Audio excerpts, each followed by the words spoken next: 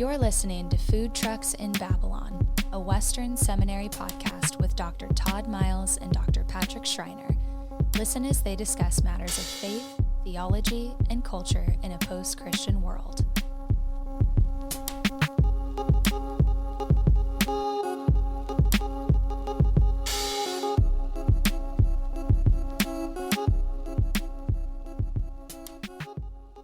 Hey, this is Patrick. And this is Todd. And today we're joined by Dru Johnson. Dru teaches at the King's College in New York City. You are the Associate Professor of Biblical and Theological Studies, and I think this is new, the Director of Center for Hebraic Thought. Is that new? Just started this year. Great. So what's the goal of that? That is to do what Robert Alter did for the literary understanding of Scripture on the philosophical side, the intellectual world of Scripture. Nice. That it's just as savvy in its thinking as it is in its literary artistry. Yeah. You might know Dru's voice from the OnScript podcast as well, one of your claim to fames. You're infamous now because of that. I listen to the OnScript podcast all the time. Found it really helpful. So I listen to it all the time as well. Not the episodes I'm in, but I listen to all the other ones. I love it. Yeah. So he's one of the hosts, and I heard of Dru before he came on OnScript, and he's written a lot about knowing, kind of a philosophy. I guess that's what you describe it, kind of a philosophy of knowing. The Bible, yeah. And then you've written a lot about, I guess like it's epistemology, and then human rights or rituals or kind of liturgical type ideas. And so Dru's most recent book is Human Rights, The Power of Rituals, Habits, and Sacraments. And so we're going to spend some of our time at least speaking about human rights and rituals. We'll probably get into biblical knowing a little bit. But let me just begin by asking what got you into this type of study. Why were you drawn to this? So initially, when I finished my undergrad, I was a new Christian, had a day and night conversion experience, and my undergrad was in psychology. I was TAing research methods, statistical methods. I was really interested in like how we know things as scientists, and specifically research psychology, like the more clinical side of psychology. And a friend talked me into going to seminary. I went to seminary, and I read a guy named Michael Polanyi, and all the doors were blown off. Mm-hmm. I'd never heard any of this before in all my scientific training, and then I couldn't figure out why. And I met this woman named Esther Meek, and we had these long conversations about epistemology. Yeah, she was one of my mentors throughout seminary. And so it's the issue making sense now. I didn't know that connection. Yeah, okay. Doesn't she have a book like Covenantal Know? What is it? Longing to Know, Loving to Know. Yeah. There's a little book on knowledge or something. Yeah, fantastic. She's a wonderful human being and a wonderful philosopher. And so and actually because of that contact with her, after I finished seminary, I started working as a pastor, and I did a MA in analytic philosophy because I wanted to know more about philosophy, and then realized that I was done with philosophy at that point. It was good learning, but I didn't need to do any more. But so that's I always had these questions about how do you know things confidently, and I thought scientists did, and then upon reading Polanyi, that kind of pushed it into another realm of there aren't just facts out there to be known, and seminary also pushed these issues with me. And so as I went through, I saw Scripture. I was interested in these questions about, what does Scripture say about knowing? And I'd hear these things like, you just have to have faith. And then my non-Christian friends would say, well, it's just religious, blind faith. Mm-hmm. And I'd be reading Scripture going, wait, nobody blindly believes anything. In fact, God never asked anybody to do anything without giving them historically veracious reasons first, And so this the notion of faith and trust and knowing and confidence in knowing, these were all just constantly boiling up in me. I don't know why I was so interested in them, but I mean, I could probably psychologize myself as a child and figure out some family biography stuff. That's what we need here. But we have a great counseling center here, actually, if you want to visit. Oh, well, that's. I think I'd been shot down by girls enough where I thought I knew what this girl thought, and then I realized I hadn't, and so that created this desire to know. Great. Todd, do you want to jump in with a question here? Yeah. Well, in your latest book, the Human Rights, it also seems like your military background is just constantly intersecting in how you know what you know, and then how even to react, and how much knowing goes into that as well. Yeah. Funny enough, there were 2 more military stories in there, which the editors strip them out. Seriously, I like those. Yeah, well, I know, because they were I failed out of high school at 16, joined the Air Force Reserves at 17, was active duty for a couple of years, and then spent a lot of time working in counter narcotics in South America and the Amazon and Colombia. And obviously, as a 17, 18, 19-year-old, I did that for 7 years total, and that just is very formative. And I saw things, I did things that I didn't think humans would do. I saw other things that humans wouldn't do. I didn't think humans were capable of doing, and actually, it's kind of what led me to God eventually. Is it kind of crushed any hope I had in humanity. So it was so formative, and then of course, boot camp was just this massive religious experience. I wasn't a Christian, but I just remember thinking I had all these romantic ideas about it, which all were shattered within the first night or two. This long epistemological experiment. How do you take an 18-year-old and get them? I mean, how do you take a group of 18? I mean, just think about this for a second. I hand you a group of 18-year-old young men, and I say, look, I need you to get them in 8 weeks. I need you to get these young men to the point where they are doing precision maneuvers together. And people will die if they don't do them correctly. How do you do that? And they have this whole regimented series of maneuvers they put your body through. You don't understand 90% of them. Really? It's Mr. Miyagi, wax on, wax off. You don't know why you're doing what you're doing. When you go through it and you look back, you go, that's why they made us stand funny and pick up a fork funny and do all these weird things and clean our weapons in certain ways and. But the idea that you can see through it, that you can just rationalize, okay, these are just all symbolic exercises. I just need to decode the symbology, and I'll somehow. That all was shattered. So when I came into Christian theology and saw people trying to make those kind of moves, this is just symbolic. You just have to decode the symbology, and then you'll figure out what communion is, what baptism is. I could just intuitively see that doesn't seem right. That doesn't even seem to work, and that explains a lot of the long arguments that seem to go nowhere in sacramental theology for me. And then so I started reading ritual theory, and anthropologists actually have been working on this for a while. I think they had some good ideas that, lo and behold, I think were always there in Scripture itself, that the anthropologists have tapped into. Yeah. Sometimes it's helpful to step out of our field and gain wisdom from someone else and then come back to your field, and just opens your eyes to new things. Atheist at that, right? Yeah, exactly. So in this book, you begin by kind of more or less saying people don't like to think they're ritual people, but really we are all ritual people. Can you give us some examples of what you mean by that and what this kind of teaches us about who we are as human beings? Yeah. So I think we all understand we have routines, like bathroom routines, or bedtime routines. My kids are teenagers, so we don't really have the bedtime routines have changed significantly since they were young kids. Right? Yeah, I totally understand. Yeah. Actually, funny enough, my kids are so old that I go to bed and go to sleep, and they wake me up and say good night. We pray for them, It switched. And it completely switched. And soon they're going to be changing my diapers, I guess, too. So that's how it goes. Yeah. But I think once I had this conceptual shift about ritual, that ritual is not some strange, bizarre, cultic thing that we do, but it's kind of imbued into everything we do. I couldn't not see it everywhere. But I think you do have to draw some lines. You have to say something like brushing teeth is a ritual of sorts, but it's not the same as communion. There's something different. And so James K.A. Smith, has used the term liturgies for a lot of this. And I think his work is so good. And I think liturgies does a lot of work. But he's actually using the word liturgy the way anthropologists use the word ritual. Okay. So I would say liturgies are a subset of ritual. Ritual is the big thing that helps me understand why washing my hands with antibacterial soap, which I no longer do, but why we all did for a long time, why repetitively washing your hands throughout the day is a ritual and in some way is connected to taking communion. That there's an ordinary practice that's been strategically changed in some way that in order that you might see the world differently. So there's no world in which I see germs, but it's because of germ theory and trusting scientists that I'm taught to wash my hands regularly, faithfully, even though I actually have no evidence personally of its efficacy. I can't point to my lack of sickness because I wash my hands or my lack of dysentery. But I do it because I've been habituated into doing it. I do it in order to understand by the some world. sort of authority outside of yourself. Yeah. Somebody had to guide me to do it, right? Okay, and so that's the difference between just like a personal habit. Yes. Okay. Yeah. No, I think that's right. A lot of habits have kind of authorities hanging around. So brushing your teeth, there's all this in the media, even toothpaste ads, right? 3 out of 4 doctors recommend.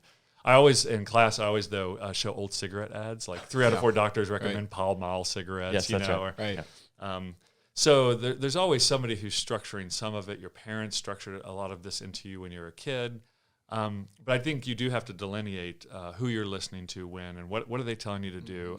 The phrase that actually a student handed me is, it's a ritual eat, ritual world. I repeat it in there a couple of times. Like everybody is trying to get, who can get whom to do what with their bodies. Everybody's trying to get somebody to do something with their bodies. Marketing agencies, universities, parents. And the question is, what is their end? What's the goal? Is it for health and community, or is it to sell you something to make more money, to get you on an app so you stay on there longer and they make money? And obviously, anything money motivated, we're going to have to at least question a little bit. Right. I've actually heard, I probably shouldn't bring this up, but I already started. I've got to keep going.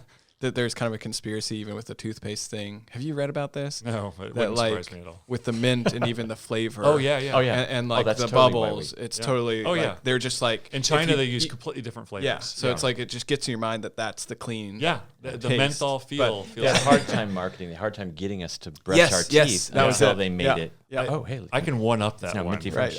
Okay. I actually wrote an essay for Erdman's for the blog promoting the book on hydration. And the idea that you need to drink 8 glasses of water a day, it's not true at all. Really? So go on the national. Don't listen to me because everybody's going to be like, "This is not true." Go on the National Institutes of Health and look at the research on hydration. And National Institutes of Health is now trying to get people to quit drinking so much water because it causes athletically related deaths of people trying to hydrate. Really? Yeah, it's actually a health issue. Yeah. It doesn't hurt you to drink water. Yeah, everybody's hiding their mind. You got Gatorade. You're fine. I do. But they publish things like they in the articles where they're trying to convince people you don't have to drink as much water. They're saying, look, a hot potato, baked potato, has 80% water in it. Pepperoni, 30% water. Bread, 30% water. You're getting water through all these sources. Right. So you have to ask, why have I been told, I'm from the 70s and 80s, so this wasn't a thing when I was a kid, but somewhere in the 90s, it was water. Well, I remember in gyms, they'd be like, they'd have the amount of glasses up and be like, drink this much a day. I mean, it's right above the water. I did not do that when I was in school, but it became a thing. And when they started bottling water. They started bottling water. Is that it? Coca-Cola now sells more water than it does any carbonated beverage. Yeah. So what you're saying is that at gyms, they should have pepperoni sticks. You can rehydrate with pepperoni sticks. I'm not. I think that I'd kind all of a be doctor. in on that one. This we're just gonna name this episode "Don't Trust Anything You Hear." But except this. But again, except this podcast. Except this podcast. The same one is with milk and strong bones. It's simply just it's not true that milk makes your bones stronger. You get calcium and everything. I still want to believe that though because I believed it for so much of my life. but remember those Got Milk ads? Yep. Yeah. No. The milk American thing. Dairy Council. Yep. Right. Yep, It's exactly. people who are selling you milk. Yeah. So you can tentatively trust things, but investigate. Right. Trust but Right. confirm. Somebody said that one time. So Like a president. Yeah, maybe one of them. we're all ritualed people, but there's a sense in which it seems like millennials are flocking to more of this, at least coming out of the low church. Yeah. Flocking to more liturgy in church. What do you attribute that to? Is that just reactional? Is that trying to, or is that something that you think maybe people realize, man, this was really missing in terms of maybe more structured, tilting to more high church kind of ways of being in the body of Christ? Do you have any thoughts about that? I do. I think my personal so I'm in New York City, and we get students from across the country, and the ones from California, this is one thing, I don't know if it's true of Oregon and Washington, but the ones from California, they all say, I didn't know what a denomination was until I came to New York City. That'd be fair. And so everyone's here non-denominational, Okay, yeah. which they just mean we don't associate with anybody. Yeah. So for a lot of them, they learn Christian history, Right. Christian theology, biblical studies, and they only get intro courses in all these at our college, but it's enough. And they're going to an Anglican church for the first time and going wait, why do they do that? And Right. people go, well, what do they do back at your church? And they're like, they just have Wonder Bread up there, in the bag, and you just take some out, Yeah. And they're starting to question all of these Right. things. And so I don't think it's My actually pastor has cool sneakers or something like that. Yeah. I don't think for many of the millennials. Gen Zs might be different because maybe the Gen Zs haven't hit you guys yet, but 3 years ago we started getting them, and it was a distinct shift away from millennials. Interesting. Yeah. But for the millennials, it seemed to be they wanted something more ancient and connected to the early church. Yeah. And then along with that came the sacraments. But I don't think they were looking for a sacramental life. I think they were kind of questioning, wait, why when I go to these more antiquity-oriented denominations, why are they all high on the body and smells and bells and all this other stuff? And I think it just caused them to question. And then you have someone like me jumping up and down going, the body matters. Yeah. God created you as body. He wants to put your body through paces so that you know the world in some way. And so I think that's where I see it. Okay. Well, that brings up an interesting point because you do speak about how important for ritual just our embodiment is. So what do you make of virtual reality, social media, virtual communities, maybe even something like distance learning through I mean, it seems like so many vital parts of what we do were no longer embodied. Yeah. Really. OnScript does through phone interviews. Don't write that, don't they? No, ours are all on Skype. Okay. Yeah. But that's not. They sound like phone connections.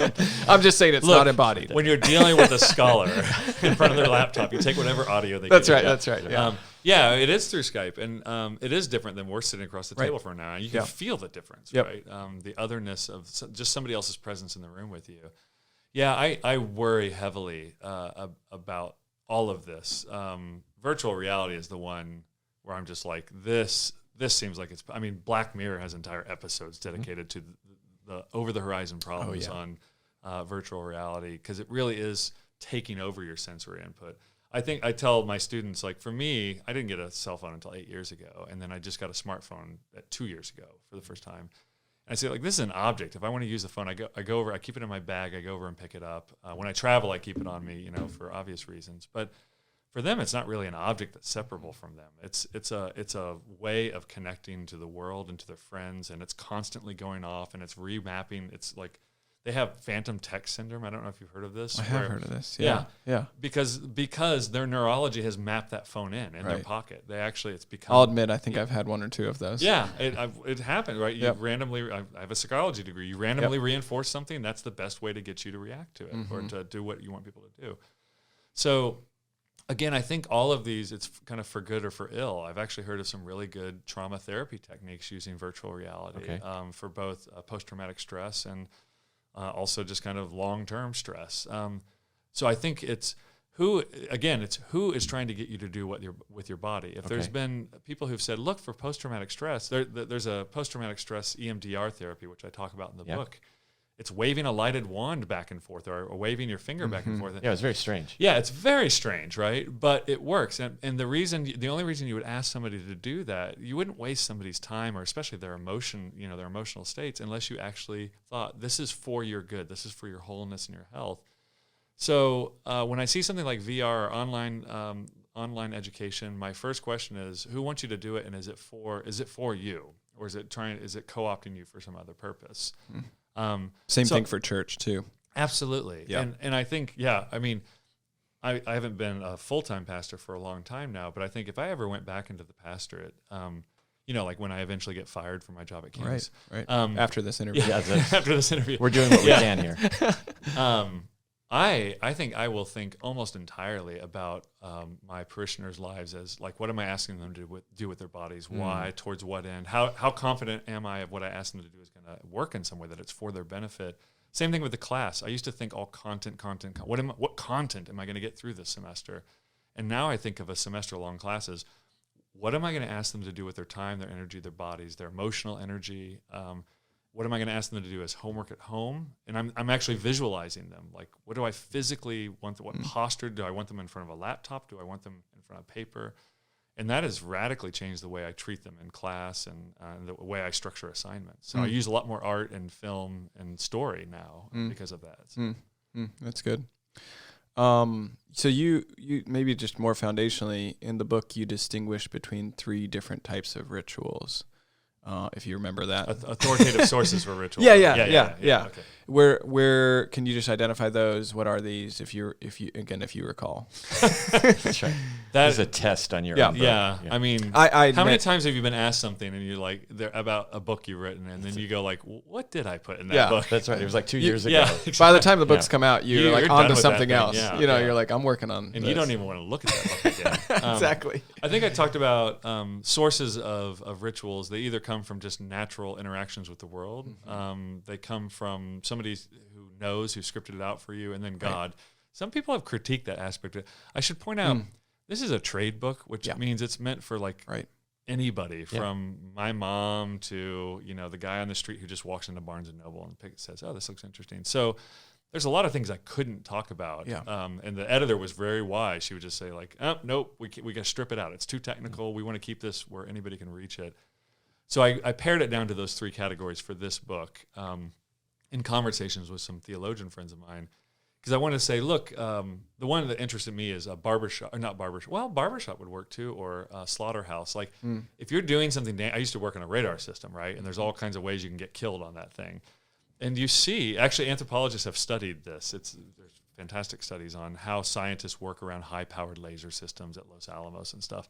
They found the Levitical model of priesthood by Mary Douglas is the best analogy for how those people act. Because they have all these weird rituals where they set up interlocks and signs, and they have all these dirty and clean profiles that they use. But it's all to not get killed, essentially, by the high-powered lasers, right? So there's something about just working around dangerous equipment that you'll just naturally develop safety protocols. And here's the turn. So doing something, you'll naturally develop these habits that'll turn into routines that sometimes turn into a ritual. It's when you turn and then say your kid comes to work with you and you say, okay, now you have to step really high over this thing, or you start scripting it out for other people. I think that's where you go from this habits and routines into the world of ritual, where you have now you have an authority who says, trust me, I've been doing this for a while. I know what happens when you do it this way. If you want to think about it, it's the difference between Mr. Miyagi's own personal knowledge of karate, or karate, and when he tells Daniel's son, okay, I need you to wax the car, wax on, wax off. Right. And it's that move that I think is important there. And then God uses all the same rubrics, but what does he do? He authenticates prophets thoroughly. Like even Jesus. I mean, I think about, you're a gospel guy. Like how much time does Jesus spend authenticating himself to the people around him? In order that when he asked them to do weird things, like be first shall be last, you're all going to pick up your cross and die. Right. Like that you trust him to do these things because it is for the sake of something that is worth it.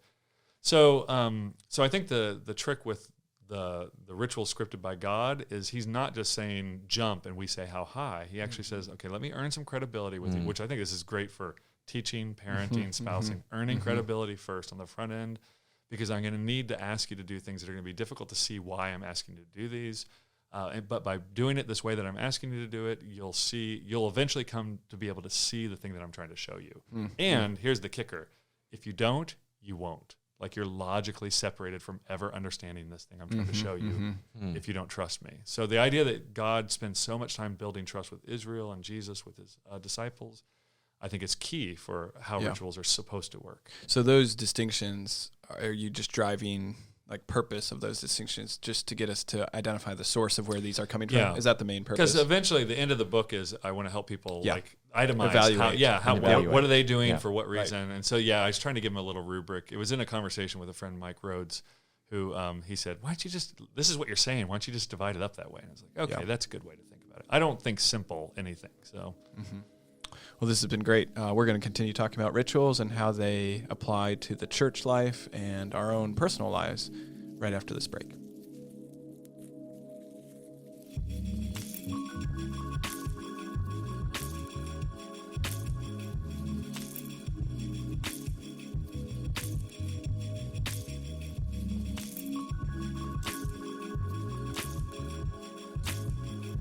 Hi.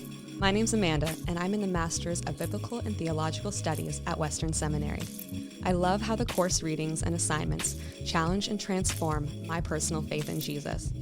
Unpacking scripture on an academic level has given me a deeper desire to understand what God was saying then and how his word is still life-giving today. I've also greatly valued the relationships with the faculty I've developed. You've taken time to build trust with me and speak into my life on a personal level. Western Seminary offers graduate, postgraduate, and certificate programs to train students with a biblical core of conviction that seeks gospel-centered transformation in your life and the lives of those you serve. If you are interested in learning more about Western or starting your application, visit us online at westernseminary.edu. Now back to the show.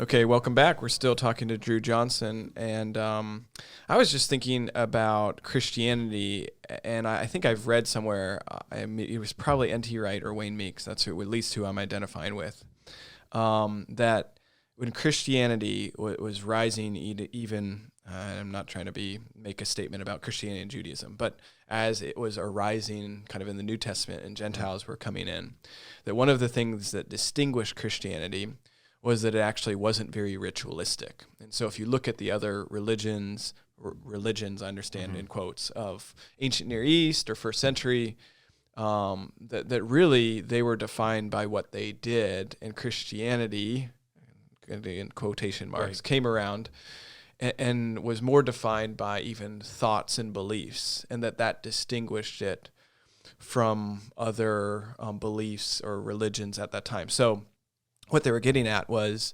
this actually made it distinct, and that actually in the New Testament compared to even the Old Testament, I mean, you think about Leviticus, you think about the law, I mean, this is how you're to act here and here and here and here.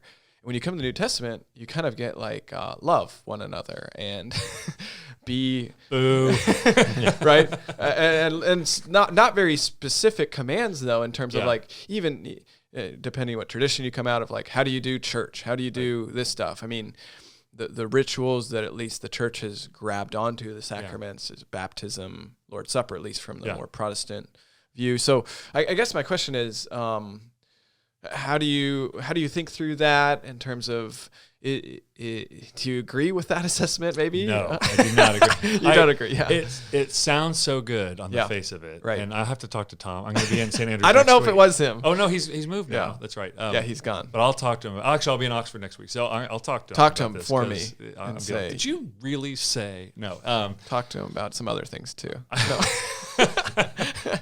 love Tom. I do too. I think the problem with that assessment is, A, it doesn't understand the ancient Israelite religion. I'm going to separate out now the ancient Israelite religion that Jesus, Paul, and everybody prior to them practiced from Judaism, which is the sibling religion that emerges after the destruction of the temple and the Bar Kokhba revolution. Right. So what you said about moving to the world of thought and prayer, that's actually Maimonides' assessment of where God always wanted to take Hebrews. Maimonides in Mishnah Torah and the Guide, he alludes to this, and then he comes out and says it directly. Back in the days of our ancestors, when we were thugs, basically, God had to speak in the language of brutality, violence, and blood, and animals and sacrifice. But now he's gotten us to the point where he always wanted us to be, to the world of, he says, to the world of thought and prayer. Interesting. And so synagogal, rabbinic Judaism, it was where he was headed with the whole train the entire time. Which is funny because it's like a principally supersessionistic view that God was always trying to get rid of this whole roadshow called the temple. Right. So there's some way in which Christians can affirm something about that. Right. But here's where I would push back. How often did your typical Israelite go to the temple and offer a sacrifice? Real question. I mean, have you ever heard? Typical? Yeah, like in a given year, how many times are they going down and offering a cultic sacrifice at the temple? Well, they made like 3 pilgrims? Yeah. 3 times a year, which is probably the only times they're eating meat as well. If you read a lot of the agrarian subsistence literature in Bronze and Iron Age. So I think we get stuck in the shiny object reading. Like we read Leviticus and we're like, oh, every time you commit a sin, you must have gone to the temple. And actually, no, it was a part of their festival cycle. So there is a relationship between them gathering as the tribes of Israel, offering sacrifices for forgiveness, for relating to the priest, for relating to God. But what Jesus does, I mean, when you talk about baptism is not a New Testament ritual. And not in my monograph on ritual by knowledge by ritual, I kind of walk through the 7 different baptisms in Scripture that all have kind of different features and goals in them. But if you think about it, if you're a first century Jew, Jesus takes what you would consider a weekly activity, a mikvah baptism, before you go into the synagogue, and he turns it into a once-in-a-life event, which, again, it's hard for me not to relate that to circumcision in some way, right? And Paul seems to in Colossians, right? And then he takes the Passover ceremony, which is a once-a-year ceremony, and he sabbatizes it. He turns it in, so Tom Wright got mad at me when I said that. He's like, well, we don't know that they did it every week, but they did it around weekly or bi-weekly, or they did it regularly, right?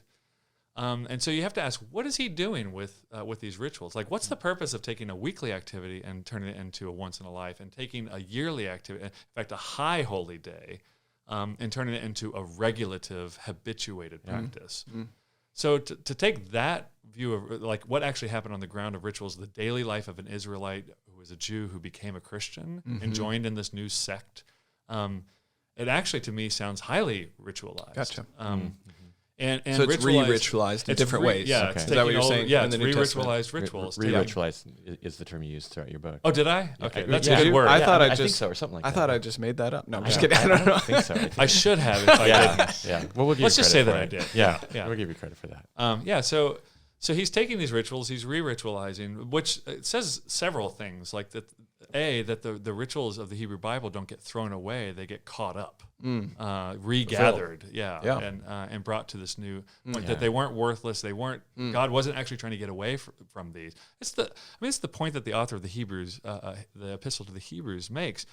That it was because you participate in all of these rituals, you should be able to understand who this Christ is and what He's done for you, right? Not despite the fact that you participate in these rituals. So do you? Just a quick question: do you think? I'm just sorry, you got me all on my diatribe here. That's good. No, that's good. I'm just rethinking some texts. I wonder if some of the texts that we think he's throwing away these rituals, and the Pharisees and the scribes and Sadducees are getting mad that he's re-ritualizing them, and they're upset because he's changing them. Does that make sense? That maybe some of the texts we should read in that way rather than Sabbath is completely gone. Right. It's that actually shifting your understanding of Sabbath or whatever. Or bringing you back to an understanding of Sabbath, right? The Sabbath is for man, not man for Sabbath, right? Right. And Sabbath is an interesting, we can talk about this however you want, but this idea that these marriage and Sabbath, these highly improvised rituals, right?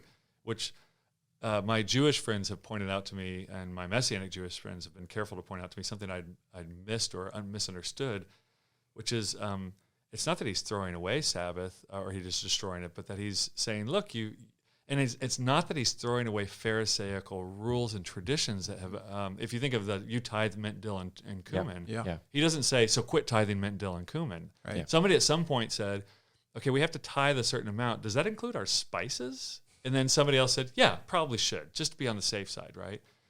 He doesn't say quit doing it. He said you do this, but you're a hypocrite because you don't apply it consistently across your entire ritualized life. You should have done the greater thing without ignoring the latter. Yeah, and that the latter actually should, in some ways, if you were trying to integrate, like Psalm 1, oh, happy is the man who is meditating day and night on the Torah, then tithing mint, dill, and cumin should have helped you understand this other thing. It should have actually opened your eyes to this.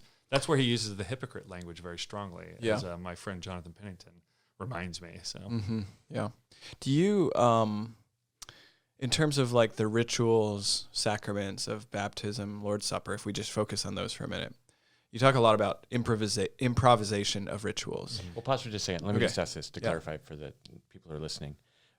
What's the difference between a sacrament and a ritual? There you go. That's a great question. How would you answer that question, Todd? Well, back to you, Todd.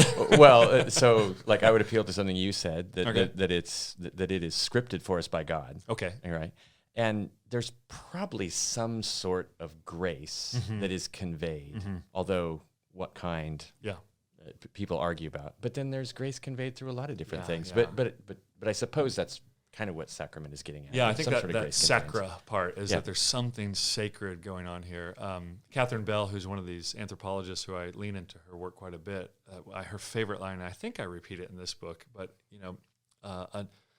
someone who is kneeling in prayer to God is not like exhibiting what we call penitence, I guess, right? Yeah. Someone who's praying for forgiveness to God. If they're kneeling when they're praying, it's not that they're like exhibiting penitence. The kneeling in prayer creates a penitent prayer. Okay. And so there's this kind of... But by getting in the posture of penitence... So there's this kind of form and structure and sacredness to it because it's between you and God. Now, there's not a single command that I can think of that you should pray to God, that you should even pray for forgiveness. It's obviously part of the wisdom of everything that's being taught. But this idea that the form, the structure, and that it's not merely, this is the kind of the inner-outer problem, that we think the real us is down inside and the outside us is just the stage on which all the play happens, right? But I think that's getting at what the sacred part is when we enter the territory where God is guiding us in his wisdom to do certain things with our bodies, and he seems to have sacred spaces, and you get priesthood involved. I still now I'd be interested to hear what you have to say about this, but I tell my students, like, the most radical conceptual break in the New Testament is the movement of God's presence from the temple into us as individuals by his Spirit, because it breaks lots of metaphysical boundaries. The priesthood is mixed in there. Yeah. And he creates this new sacred space within us, right. which means that sacrament has now this kind of community and individual function mutually functioning together. So yeah, I don't think I ever draw a hard line on what creates a sacrament or what delineates a sacrament, but it's got to be something where the sacred space, sacred activities traditionally associated with priesthood, something you have to do. You can't, like, there's no option. You have to keep Sabbath. Of course, Americans don't do this, but technically you're supposed to keep some kind of Sabbath in your life, and technically you're supposed to do communion regularly. And that this is part of how God is forming you to be his people, to see justice, to see his righteousness. And yeah, I don't want to get any more specific than that because, well, maybe there's a way we could. I haven't ever gotten there. So I have other questions that in terms of improvisation, but I want to camp a little bit on it's not only when we kneel down that we're expressing something, but it's actually, how did you put it? Like it's causing us to be submissive, or it creates something. Submissive prayer. So you said in the book that you grew up in, like, apply this to the church, where you grew up in a charismatic church. I did not grow up in one. I became a Christian. You became a Christian at 20 when I was Okay. Big difference. How do you think through stuff like, I mean, do you raise your hand in church to create like some sort of felt sense of worship? Yeah. Or do you only do that when you feel that, and you know what I mean? Like walking through those issues in terms even of how we worship. And I'm not trying to think so individually, but even as a body, like as a pastor, how do you form, like if you're into this embodied sense of it, how do you form your people in terms of like, we're going to all do this together, because not only is it going to express something, but it'll create this feeling in you. Yeah. But then people would be like, well, that's fake. Like, I'm not feeling that. I don't want to do that. Unless I assent to it and think it's right. And then I choose to do it. That's when it becomes spiritual. I went to the raising of hands. Sorry. Yeah. No, anytime I'm at a new church and they ask who's new here, I always raise my hand. Yeah. So that's my worship. Didn't know it was a charismatic church, but here I am. Do you also do that for, like, who wants to be baptized? Every single time when I'm in a Baptist church. I want to be baptized again. Yeah, I go to all the altar calls. No, I think it's actually one of the things because I pastored in a charismatic church as well, and I think it's one of the things I appreciated about the charismatic tradition is that they actually include the body in everything that the church does. I think there's a reticence. I even feel it too when a worship leader says, like, let's all stand up and raise our hands. I'm like, don't tell me what to do. Right. And then I think if they said, let's bow our heads and pray, I'm just like, oh yes, of course. Right. So it's just, so true. We have this weird, disunified view of what you should do with your body and what someone can tell you to do with your body. Or, people get really, this one I've thought through a lot, is people get really offended at the idea that music can have a sentimental sweep to it. Like music can move us emotionally, and that can happen with worship music. Yeah.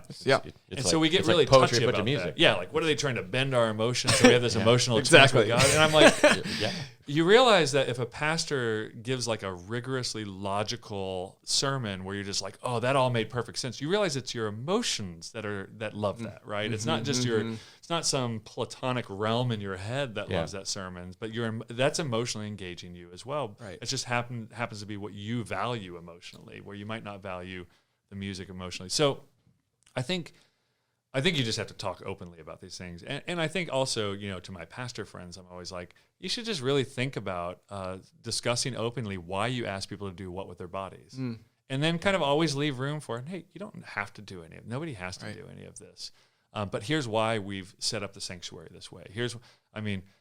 Do you turn down the lights during the songs or not? I go to a Brazilian church, which I love, but South Americans, they turn the music all the way up, so I can't hear myself singing. Right. So I think intentionality, when it gets to improvisation, the more you're improvising, the more you have to show why you're being intentional. Yeah. Just to help people. Again, it's about earning credibility so that they can follow you along. Yeah. Because people will go along with one wacky service. Right. But if it's every week and it's changing, then people want to know why we're doing the things we're doing, and it's not just being made up. So I think Baptist churches historically have actually been shaped like a U, because theologically, Presbyterian churches too in Scotland, they're shaped in a circle because they want you to look at one another when you sing. Yes, because you're singing to one another. Colossians and so forth and so on. When I heard that, I thought, well, that makes a lot of sense. Rather than all facing forward, you can actually see one another at some points in the service. Yeah, actually, the church I worked at in Scotland, the Holy Trinity and St. Andrews, if you look at the old pictures, it was all in a circle for that very reason, and also for other reasons. And then they, 100 years ago, they went to the straight pews. When they became more British, they became more like, we don't want to look at each other. Eyes ahead, everybody. It just turned into a lecture hall. Yeah, exactly. Yeah. So earlier I was asking about improvisation. There is a sense, and you can just disagree with me because I'm just, in terms of like how we do baptism, Lord's Supper, if we just bring it to those, there's a sense in which there's not a lot of specificity. And in different traditions, you're going to do these things differently. Yep. Obviously, there's big debates about how you exactly do these things. Or who you do them to. And who you do them to, yeah.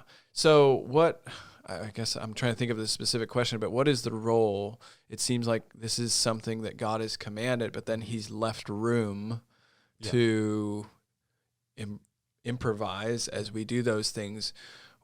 How do we think through how we improvise those things? Because I think when you step into another tradition, sometimes you have questions about, well, that's not communicating this very well. Right. We usually love our traditions and how we do it. And we see in other traditions like, well, that's not getting the communal nature of this, or that's not getting whatever it is, right? Whatever we felt was most important about that for us, usually. And it goes even to how important are these symbols. And so I've even said, people have critiqued me on this, but like if you're believer's baptism, you believe in immersion, that symbol is important because it's a death to life and going under the water. Romans 6 and Colossians 2. Pictures that death that you're coming through. So if you hold them under, actually some of my teachers were like, they turn purple. Do like 3 seconds because this is your death, and this is your resurrection. And then I thought, well, if we take that symbol over to the Lord's Supper, it's a meal. So if you get away from the meal, then you're kind of losing some of the symbolic nature of it. So these are a lot of the questions I think as people come into churches and they're thinking about how do we do these things? How do we do them well? What are these symbols? And this gets to the embodied nature of it. Like I'm increasingly convinced from both your work and James K. Smith that like the way that we do these things actually really matters. But then another way, there's no direct instruction for how to do this. Yeah. So it's actually been one of a couple of reviews of the book have said it is frustratingly short on instruction on what you should then do, which I thought I acknowledged at the end. Basically said, I'm not going to tell you what to do. You have to think creatively about what to do here. And actually, you probably have to lean into your tradition and think about why you've done what you have done. And there's probably something good in there. Someone probably thought about this along the line in your tradition, right? And which is the reason you're doing it today the way you are. Yeah, but then we'd have to do like church history. Oh, I know. Yeah. You know what I find though? When I have students who are really fundamentalists, and I mean in the sense, not in the traditional sense of the word, right, but in the sense that like they're just dogmatic, the way their church does it and sees it, that's just the way it is. Church history is inoculation for fundamentalism, right? Because they just immediately are confronted with all these various approaches, and you can't say necessarily who's right or wrong so easily, so quickly. So I think going back, and this is, if you've never seen it, Robin Perry and Andrew Walker's Deep Church Rising. So Deep Church was the original title of Mere Christianity, and the publisher changed it. But they argue that the next schism to come is going to be over worship, and it's going to be because Christians don't know history. They're not biblically literate, and they don't know the history of the church's worship or why we worship the way we worship, the way we do. That's not a very good combination, is it? It's set up for disaster. And it's a great, great book. And I make all my church history students read that book. But I think, okay, so the improvisation issue, I would say, and here's my problem with what you said, because I understand it, and I think there's something fundamentally right about it, but here's where I would hesitate, is I think if you approach, I don't know if I say it in this book or not, but if you approach the symbols of baptism or communion like a parable, like X equals X prime, Y equals Y prime, like the world of the fictional world of the thing in the fictional world of the parable just is directly related to this, right? Perfectly to it. Then all you have to do is decode it, right? And then the question becomes, why would you even perform it at that point if you can just decode the logic of it? But I think if you look at something like Leviticus 23 is my go-to text. Sukkot, the Feast of Booths, the one most Christians don't even know what this is. Yeah. But Leviticus 23, you shall dwell in shacks or booths or whatever it is for 7 days, you and your children, in order that you might know that I made you to dwell in booths when I brought you up out of the land of Egypt. And of course, here's a perfect, like if you want, like I want my kids to know that we slept in tents when we came up out of Egypt. What's the easiest way for that to happen? Hey kids, when we came up out of Egypt, we slept in tents. And your teenagers would go like, oh yeah, okay, cool, yeah. Anyway, so but it says mission accomplished. Yeah, there's something to be known that cannot be known outside of you and your children living in a shack for 7 days straight and then having a feast at the end of it. And what that tells me is that, although, I mean, think about how symbolically loaded you could read that ceremony, right? There's the shack, there's you living it, 7. Well, what do you do for 7 days? Do you have to eat differently? Or it doesn't say. There's a lot of improvisation there as well.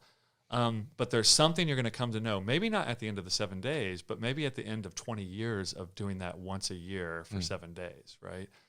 Wesley Hill, I think I quote this in the book. Yes. That tweet, it just gets me every time.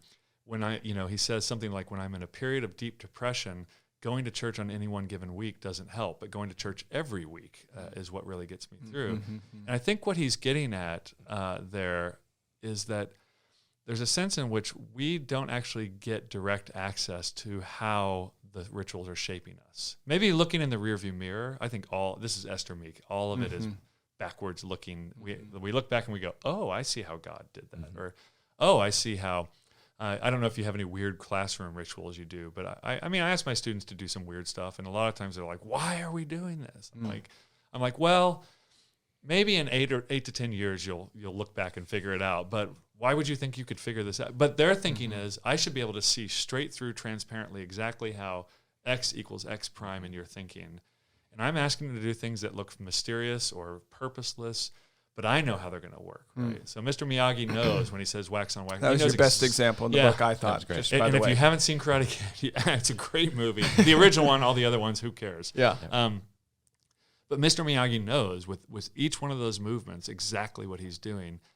And I think as Christians, we have to approach our sacramental lives with a kind of sense of that always like, I might be trying to figure it out, and it's actually trying to create me into a certain type of person, and wrestle with that balance. I mean, you do eventually have to turn around and say, and that's why we don't use Doritos and Mountain Dew for communion, right? And you have to be able to say something in that space, right? You know, because if you do get the symbols wrong, like if he's washing the car in the wrong way, then it doesn't work, right? The system falls apart. So there's some sort of line. So how much do you actually need to know? That was a tension that I felt through this. Yeah. How much do you need to know about the Lord's Supper in order to be formed? Should I read your controversial quote now? Oh, yeah, sure. I forget what it was. Here, So here's the admittedly, you said, controversial claim. You don't need to know what the bread and wine of the Lord's Supper are in order for communion to do what it's meant to do. Not only is that okay, it's necessary. The same goes for the waters of baptism. The words of pronouncement at a wedding, essay assignments in college classes, the fist my mechanic made to illustrate a cracked piston, and so on. Understanding comes by rituals of learning, but only when we look back on the whole process after we've had a eureka moment. So I think, so this is our problem as individualists, is like we think we're reinventing the wheel. Like every pastor who starts a new church is reinventing sacraments. Right. But he's not, or she's not. They're actually leaning into a long tradition. And I put pressure points in there, like, okay, can you use cornmeal in your communion? Like, because everybody thinks like, well, you just use bread and wine, but at some point you can push that far enough. When you get to Doritos and Mountain Dew, people are like, it just doesn't feel right. Yep. Like, okay, well, say more about that. So it has to be gluten-free. I went to Papua New Guinea. They don't have bread out in the tribe that I visited. Oh, okay. So the Christians who were there as missionaries were asking the question. So they don't have the staple food of bread.